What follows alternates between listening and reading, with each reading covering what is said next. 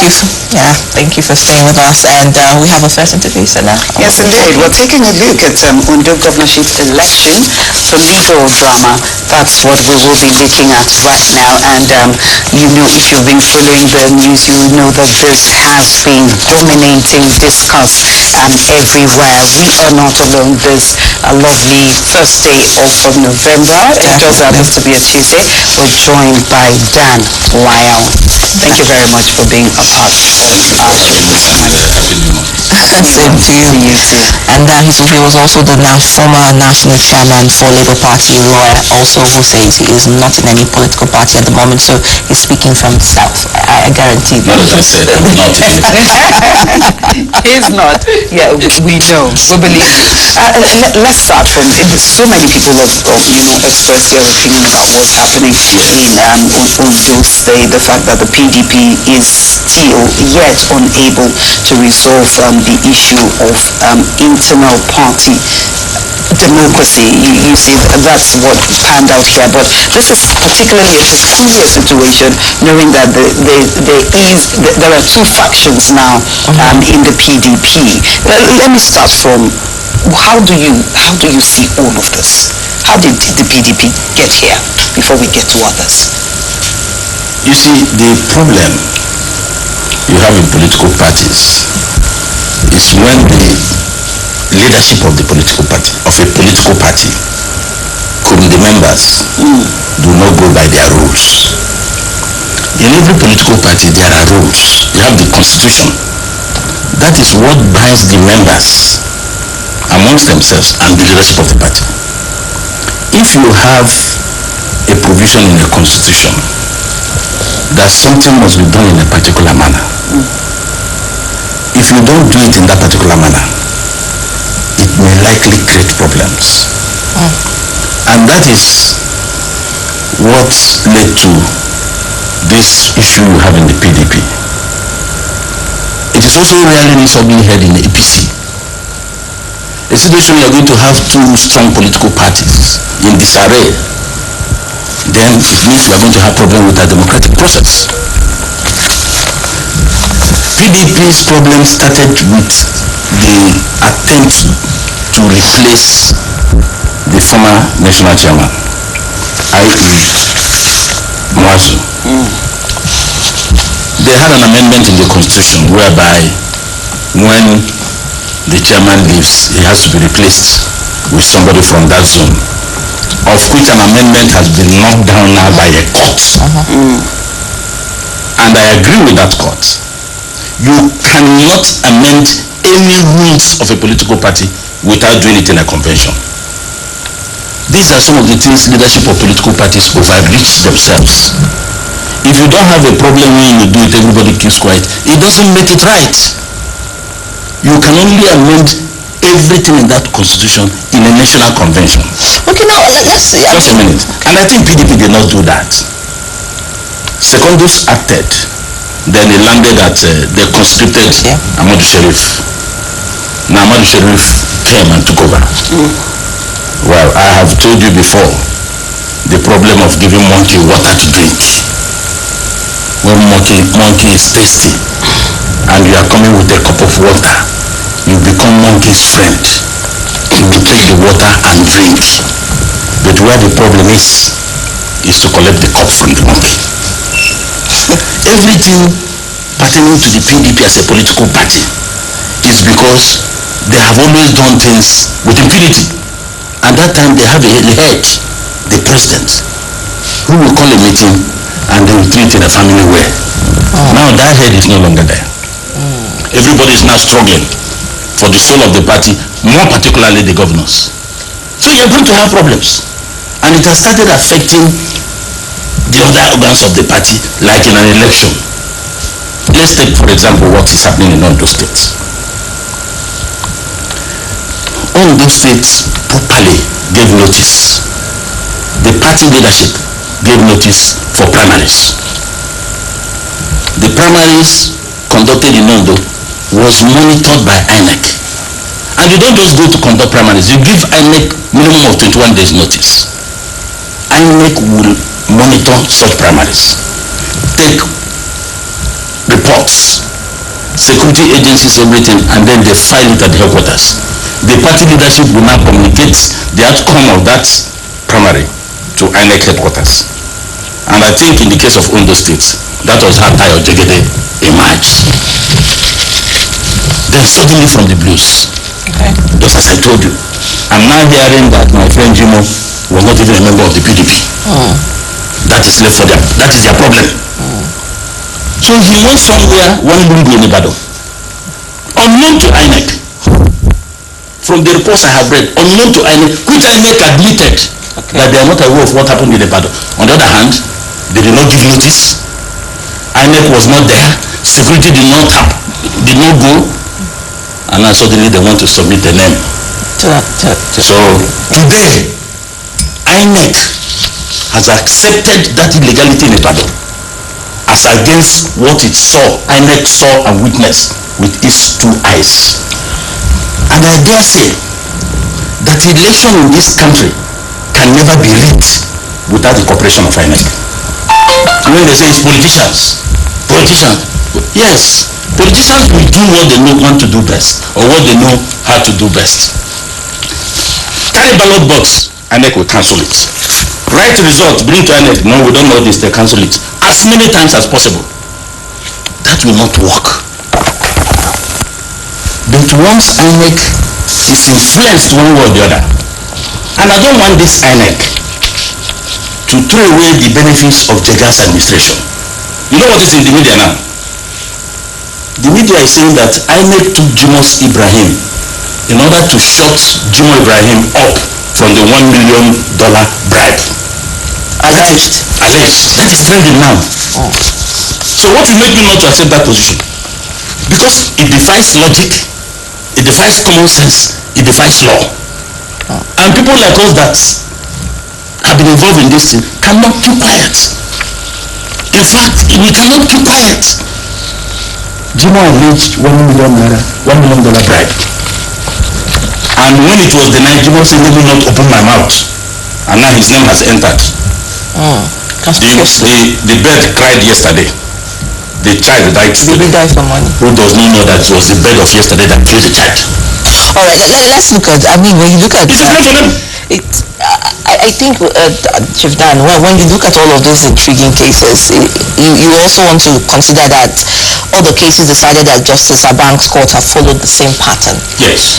And, where the same lawyer represents both the plaintiff and PDP, or you find the lawyer that represented the plaintiff is from the same chamber as the lawyer that represented PDP.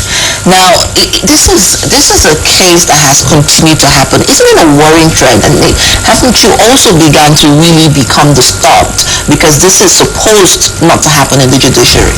It is not only worries me, it is disturbing. A judge will sit in chambers or even in an open court. The plaintiff has his counsel, and the same plaintiff will appoint counsel for the defendant. Then the real defendants appear in court. You tell them to disappear from the court, and then you enter judgment. Look, if we are not careful in this country, what happened in Colombia in the 70s and 80s will enter this country, where people will carry guns, they don't get justice, they start shooting judges on the streets. And that's why I have no sympathy with what the president is doing about fight against corruption. We know it. Even when I was practicing with Chief Williams as an associate practitioner, there are judgments that will be given, he will shake his head, but he won't talk. He will hate. That day he will not sleep. The next day he's not on appeal. So you have judges who have compromised their office. There are bright judges you cannot compromise. There are good judges in this country that when they give, when you start reading judgments, Kaede Shaw, as it then was, Oputa, as it then was, Obaseki, as it then was. You keep reading judgments. You'll be happy to be a lawyer. Today, you will prepare for a case. You are satisfied by all the authorities. When you get to court, that case will be thrown away on technicality. So young lawyer lawyers are no longer encouraged to go to court and show their industry. Because that is the only thing that will make you work hard as a lawyer. That's the only thing that will make you go and show it. That's why a lot of people, when they read they just go and do something else. All right, still staying on the issue of the law and the courts. Now, two conflicting judgments is already on ground. Yes. One by Justice Okon Abang, the other by in Abuja, that INEC should recognize Jimoh Ibrahim as a candidate for the PDP, while another court ordered the opposite. How do you view INEC's decision or consideration that it is the court in Abuja, the order of Justice Okon Abang, that INEC chose to obey? That's why I told you that INEC compromised in this case. I'm not going to be convinced. There were judgments before Okon Abang. I listened to their representative, was it yesterday or so? He said they obeyed the last order, but there were judgments before that. And all these judgments came from courts of concurrent jurisdiction. How does it make sense to obey the last order? What I'm telling you, it defies common sense, it defies law. When you have judgments from courts of concurrent jurisdiction saying these different things on the same subject matter, they cancel each other. I deposit that they cancel each other. Then what is INEC supposed to do under the circumstance? Gentlemen, if we obey this one, we will disobey this one. If we disobey this one, we will obey this one. Then we'll be in trouble. At least there is one we have obeyed already. And that one is predicated on the fact that we got notice, we were there, we saw it. And they should have insisted on that until they get to Court of Appeal or Supreme Court to set it aside. Is INEC saying that if I go to Ekulobia now, or Bomosho, or Berenikudu, and come with a court order now that my name should be substituted with that of Jimoh Ibrahim, would they put Nwanyanwu's name? They will not. People in position of authority should not be afraid of doing the right thing. If you say it is impossible, I will start all over Nigeria now and get one order and give it to INEC. Put Nwanyanwu one day, governorship candidate of Ondo State. Would they put it? Where does this leave Eyitayo Jegede as a candidate? Eyitayo Jegede, in fact and in law, is the appropriate governorship candidate of PDP. It is INEC in connivance with forces that we are yet to know, Nigerians are yet to know, that has manipulated to remove his name. You cannot justify it. I was national chairman for 10 years. No politician in Nigeria has made that record. So I'm not talking from the cattle field.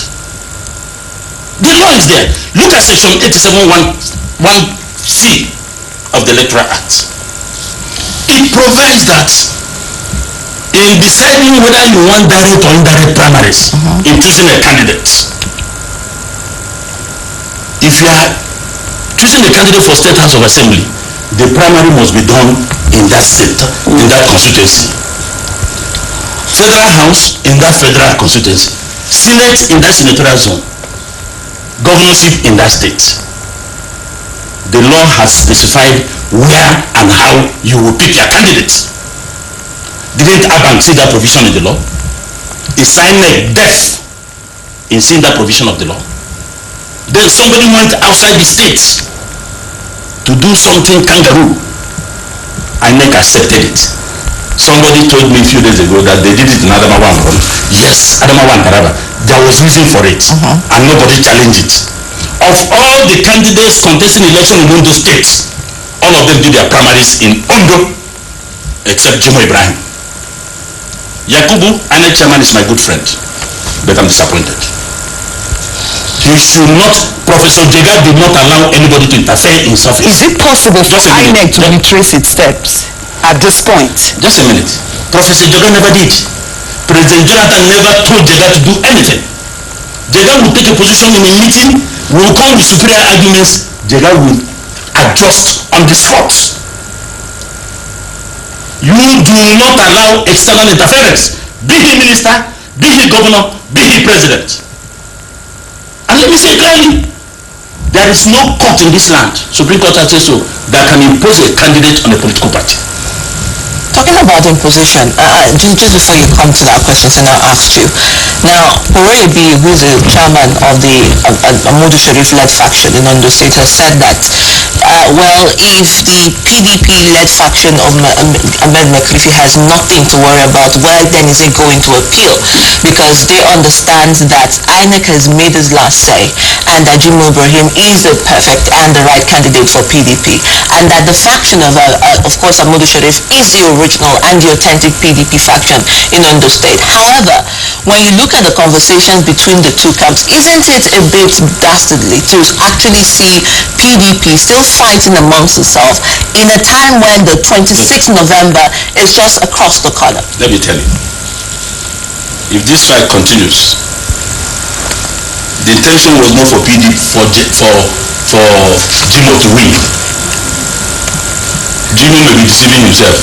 The intention is to create avenue for INEC to also rig another political party into office. They should see beyond their nose. It is clear. And the riggers are already in INEC. INEC is now taking us back before Professor Jega came. If we do not improve on this democracy, we're going to be in trouble. And I'm happy I'm talking like this, because when you say I'm in APC or PDP or anywhere, I am saying it as I know it. And I have no apologies. If we are using courts, we are influencing activities in INEC. Is INEC actually independent? It was to my knowledge, like when we were going for the second term in Ondo, I was privileged to fly with the president on a Force One somewhere.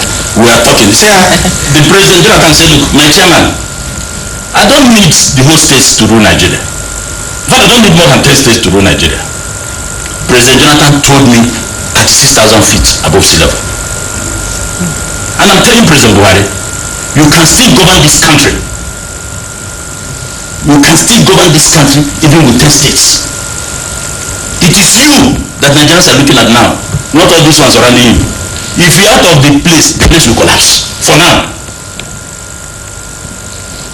Collapse in the sense that if you go for another election, you will not have the same result. So you that have goodwill, you that Nigerians trust, you don't need 36 states to govern Nigeria.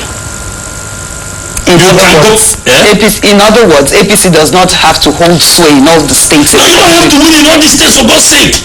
You don't have to rig.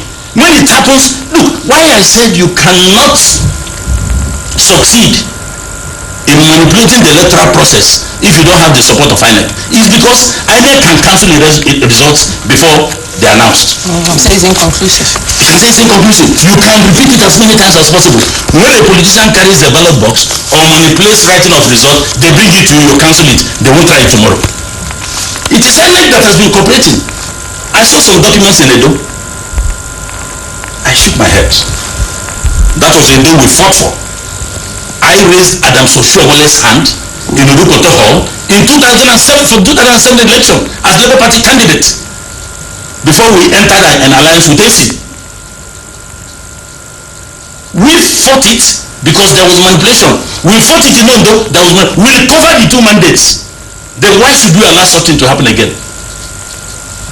Why should we allow something to happen again? President Muhammad Buhari doesn't need the whole states to govern Nigeria.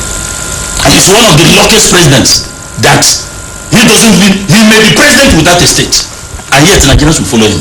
Because they've seen the sincerity and honesty in him.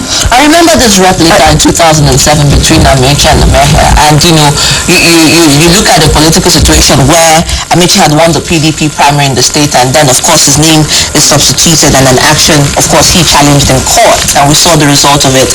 Now, we have spoken about INEC in itself, and we have spoken about the political parties. Now, where does the judiciary come in here? Because again, you're a lawyer, and you have often followed the characteristics of these cases and their rulings. How does the Nigerian judiciary step out of the limelight of politics and remain sacrosanct? You see, the court, Supreme Court has said the court should try as much as possible not to interfere in the internal affairs of a political party. Court comes in when the rules are not obeyed by one or a group of people. It is not the court that will decide. It is not the court. It is the members. And as you know, there was no problem at all on the emergence of Tayo Jegede. There was no there was no problem at all until Jimo was conscripted to do that, and that bank was available. INEC was ready to cooperate. Now, I asked earlier the possibility of INEC retracing its step on this decision that it has made. It has factually and legally. INEC can retrace its step. It's not late. But I'm aware the matter is in the Court of Appeal now. I am sure that when they look at it, if there is no interference, there is no way it can stand in law, either in law or in fact. Okay, so what are the options available to Tayo Jegede and the Makarfi-led PDP? Well, you have not consulted me because I charge consultation fees now. I'm not going to give you that free of charge. I'm not going to give you that free of charge. But I'm just saying that they are in court. So maybe the court will help them out. But if you consult me on what should be available, then I will discuss that with him, not of that. I also understand that the project team are saying that if, of course, the INEC goes ahead to continue with the candidature of Jim Ibrahim, that they are considering also looking at another candidate from another party to throw their weight behind the person and see if that can also create, those are some of the options available. That is also an option. You may consider that. You see, you don't beat a child and at the same time tell the child not to cry.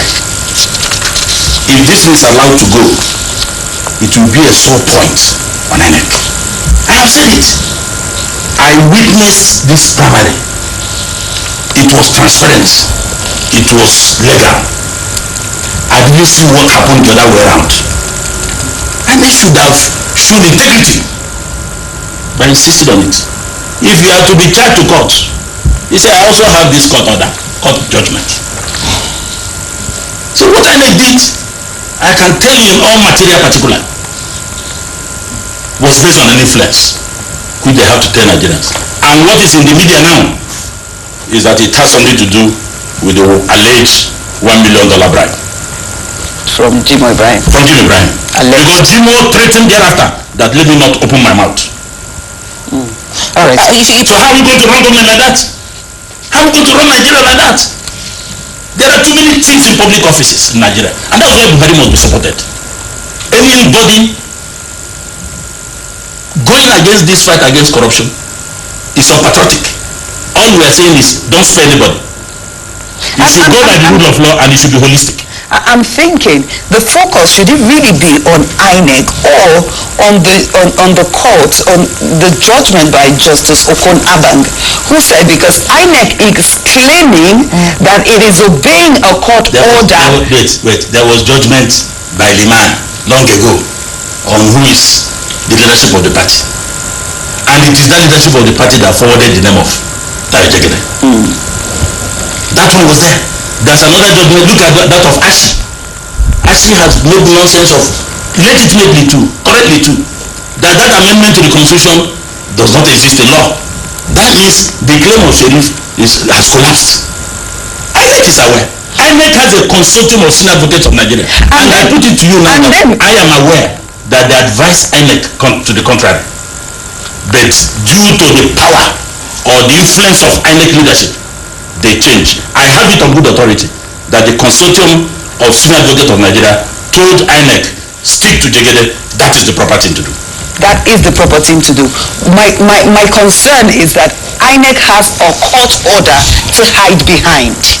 Whether obviously there are pronouncements and judgments earlier that make sense to anyone to say this is what you should do. I mean, there's no other faction other than Makarfi-led faction of the PDP, Makarfi-led PDP. There's no other faction, and that Makarfi-led PDP has presented Tayo Jegede as its candidate, but a court of law in this country still has given INEC something to hide behind. But there was also another court order that told INEC, don't replace, substitute or change Tayo Jegede's name with any other name. There's also a court order that restricts, injuncted on Jim Ibrahim from parading himself. INEC has all these orders. That's why I ask you, on what basis do they take one and drop the other? And the right thing to do was to ignore all the others and assume that they have cancelled themselves, and then stick to the proper thing which you witnessed. It's not hearsay. I was there. Okay. I witnessed it. This person emerged. And I asked you a question. Sorry, Adora. I asked you a question. I am not from Ondo. Nothing stops me from running as governor of Ondo State. What if I bring a court order now from Ekulobia to INEC to remove Jade's name and put my name? Will INEC obey it? My answer is no. Okay. Let's look at, just as we round up, I mean, let's look at a case of affinity by the people of Ondo State. A case where you find PDP warring between themselves, and you know, they've looked at APC, they've looked at well, that is the intrigues that are playing out. They said Ibn was not a member of the PDP. That is the intrigues that are playing out in the rankings. And you have a case of APC, you have Olusegun Okele, you have Rotimi Akeredolu, and these are candidates also vying for the same post. Yes. Do you not think the people would think that PDP hasn't got its house in order, so better than lose out to someone who does not have a grandstanding with the people, then vote for APC? We have already seen them lose to Edo State. Let me tell you, I know I've been associated with Ondo. People didn't know this since 1982 when I was in the trade union, when I carried my trade union activities to Ondo. Ondo people are exceptional people. If they decide on this table, if you move this table anywhere, they will follow it. Because before their decision, Chief, they have been convinced on that. Chief, it's close to the top of the hour, so we really have to leave now. This is a conversation we certainly will continue some other time. Let's go down to our news desk and bring you Pan-African World. Thank you very much, Nwanyanwu, for being a part of our show today.